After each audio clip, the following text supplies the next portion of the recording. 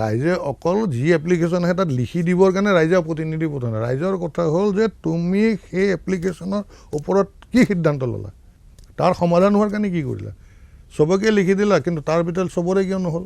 তুমিতো 100টা ৰাস্তাৰ কাৰণে মানুহক 100টাক লিখি দিলা, এতিয়া 5টা কিয় হয়, 10টা কিয় হয়, হ'বতো 100টাই লাগিছিল, কিন্তু চবকে লিখি দিছা। তেতিয়াহ'লে হয় তুমি দুৰ্বল, তোমাৰ লিখাৰ কোনো ভেলু নাই। ইয়াত তোমাৰ ইচ্ছাকৃতভাৱে 10টা হ'ল, তাত কিবা ৰহস্য আছে। তো সেই কথাবিলাক মুকলি হ'ব লাগে। আৰু মই ইনফেক্ট মই আপোনাক কওঁ যে মই যোৱা পৰহি তাৰ এই দুদিন পশ্চিম গুৱাহাটীৰ যিটো অংশ মানে ঢপলিয়াৰ পৰা জ্যোতিকুচি, ৰামনগৰ, বেংক কলনী, এইকেইটা অঞ্চলত একদম ড'ৰ টু ড'ৰ গৈছোঁ। তাত যেতিয়া গৈ দেখিছোঁ যে বহুত খালী জেগাত তাৰমানে নতুনকৈ মাটি কিনা বেচা কৰি নতুন নতুন ঘৰ বনাই আছে।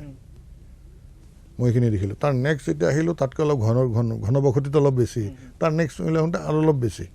তো তাৰ মাজত ৰাস্তা হৈছে, কেইটামান ৰাস্তা হোৱা নাই। এতিয়া চৰকাৰৰ পৰাতো ৰাস্তা দি আছে। মই যেতিয়া ৰাজহুৱাভাৱে ভাষণত কৈছোঁ যে ইয়াত যেতিয়া মই MLA হ'ম, ইয়াত মোৰ যিখিনি মই দেখিলোঁ, এই যে নতুনকৈ আহিছে মানুহখিনি, তেওঁ যদি এপ্লিকেশ্যন লৈ আহে আৰু তাত যদি মোৰ এজন খাচ মানুহ থাকে, কিন্তু তেওঁ 3 নম্বৰতে থাকিব।